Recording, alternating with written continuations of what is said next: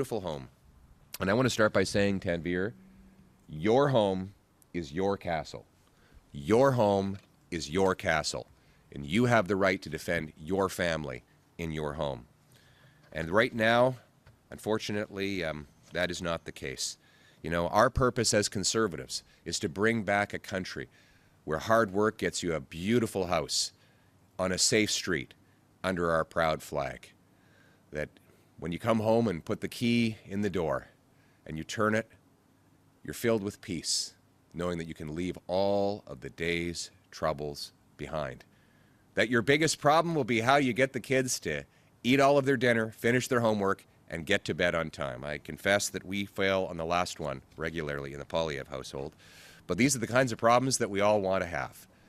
Unfortunately, there are bigger problems that people face after 10 years of disastrous liberal government that has driven costs, crime, immigration, and employment through the roof. People worry. They worry that they can't afford a home in the first place, that if they do have a home, they can't afford to put food on the table because of high liberal taxes and inflation. They worry about losing their jobs because of liberal taxes and temporary foreign worker programs that take jobs away from Canadians. They worry that even if they have a job, a home, and food on the table, that they're not safe in their homes. They worry that their car might be gone from the driveway when they wake up in the morning.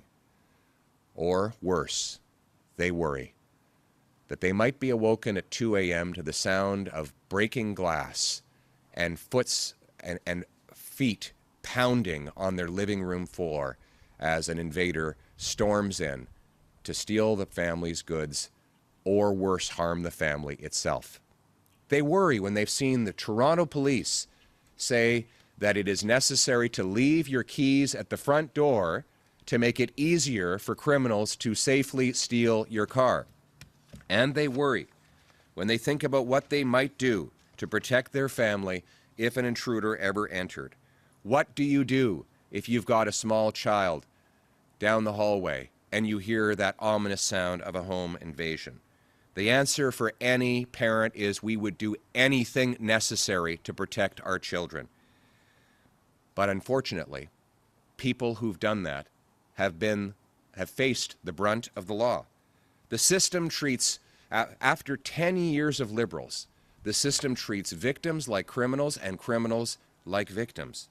Back in 2019, 3 masked intruders, one armed with a sawed-off shotgun, broke into a residence in Collingwood.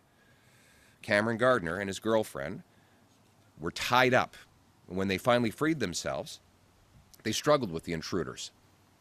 The attacker's gun went off twice, striking 2 of the attackers. 1 escaped. Now, when Cameron saw the police arrive, he was relieved until he found out that they were going to put him in handcuffs.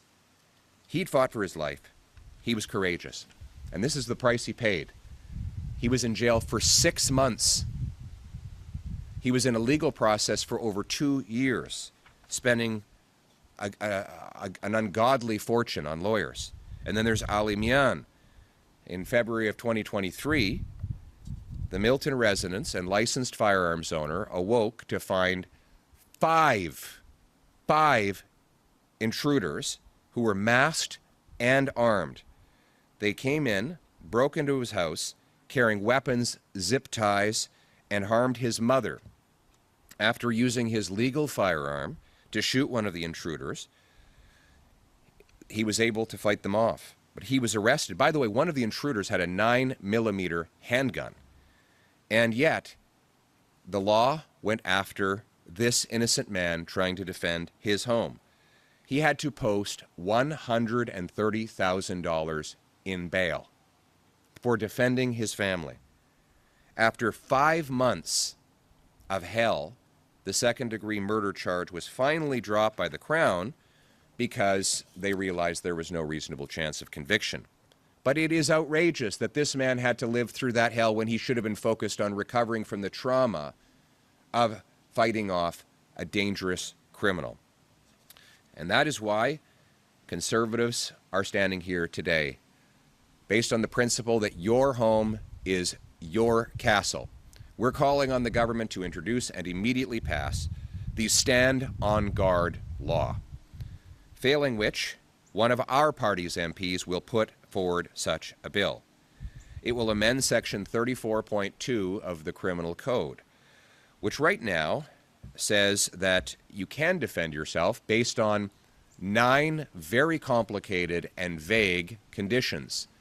Now look, if you're defending your house, you don't have time to think through 9 different conditions. You have one condition: to protect yourself and your kids. And it is wrong for the law, for the police, and for judges to apply a complicated, indecipherable legal doctrine against you when you were only doing what is right.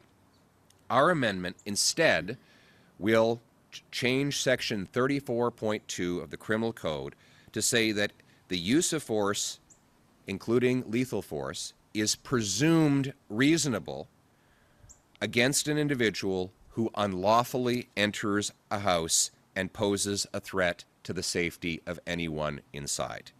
The proposed amendment is reasonable and prudent. It applies only to the unlawful entry of a home and preserves proportionality. Simply put, it means you have the right to use force to defend your home and your family against someone who threatens you and who has entered illegally. This bill will also put Canada in line with other developed, civilized countries.